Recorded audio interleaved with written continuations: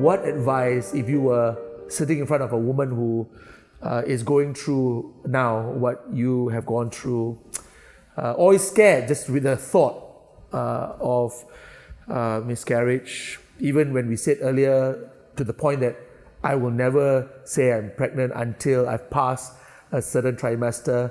What would you say, sitting in front of that lady now? What advice would you give? So just a minute and a half each. I'll go from Sandra and then down lastly with Leona. For me, I have a faith. I have a faith in God.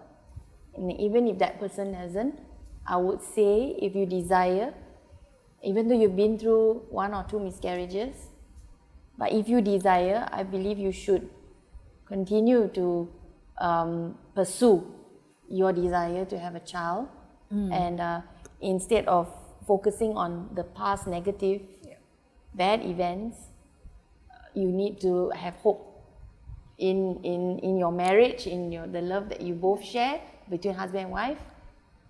And if there are no exceptions, meaning generally there are no really exceptions to your body, to your health, I think it is very possible for a woman to conceive again, for a couple to have a child, but you mustn't have fear.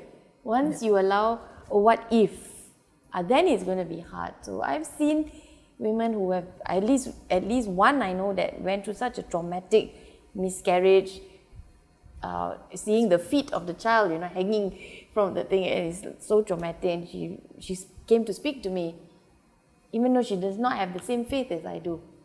But I encourage her to try, go for it. If you so desire, you should at least give yourself a chance to conceive again. And if you need to have bed rest, take the bed rest.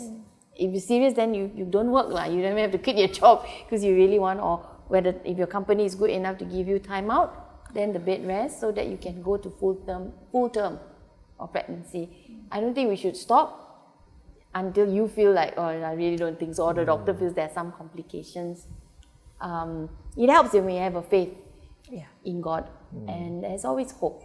I feel people should pursue if they so desire, but don't put, that's why it's the worth. If you put all your life into it, it means that this defines you, then it becomes a pain, a real pain on your heart, like it didn't happen, I'm not worthy. Those are things that I feel don't get there till you've at least tried. And if it doesn't happen the way you want it, count it a blessing that you have, you have this relationship with your husband, the marriage, you've tried to conceive, and there are also other things we can still pursue. Adoption is one of them. But I don't think you should stop because of fear, because you never know, the next try could be it. And for this one lady, she did, and she conceived. So we mustn't stop pursuing if we have a great desire. Thank you, Sarah. I think for me, I think to the husband is that do not blame your wife. That's very important, because she would have gone through so much, even with the pregnancy and then after that miscarriage. I think to the moms out there, or moms to be out there, I think love yourself because you're precious. Don't blame yourself. Don't blame yourself. It can happen, but continue to hope, continue to try. And while waiting, in that waiting period, there's so much that you can do, to help others, to achieve the dream that you have and all that, while waiting for another miracle to happen.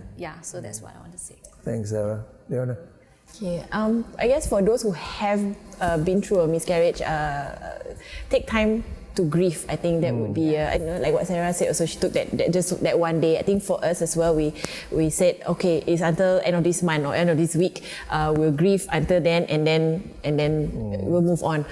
So it's okay to grieve. It was a life loss. It's for those that have been through. So don't be afraid to do that. To give yourself that time to grieve and then to recover from that. And then really, like what Pastor Sandra says as well, that doesn't define your happiness. I guess we need to remember that. And there's still you and your husband, and that's still family. There's still time to enjoy that that relationship with your husband. And I think that's one thing that you should remember while waiting and while hoping for the next one. Enjoy that company, enjoy your spouse as much as you can, and definitely, of course, if you have a faith, that would greatly help in that recovery period and put your faith in God. That would help you know that at the end of the day that God has a plan for your life, and God has a destiny in store for both you and your husband and your family. And that's a whole different testimony and a story and a miracle altogether to hope for. Yeah. If I may just add, I think talk about it. I think that's talk about it. Get the support. Talk to your friends, talk to your families that can understand. And all that. Don't keep it to yourself. I think find a support system. I think that's very important as well. Good support system. Yeah, the support is very important, right? Yes. We've talked about it earlier. Family, friends, even the spouse, the gynae. Yes.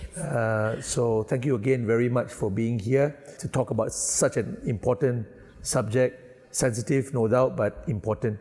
Thank you for sharing your lives with us today. I trust that many women out there will be so encouraged. Thank you, Leona, again for opening up your beautiful home. It was good to have seen your baby in between the break earlier on, and maybe the camera would have caught his voice crying for food earlier on. But once again, thank you very much.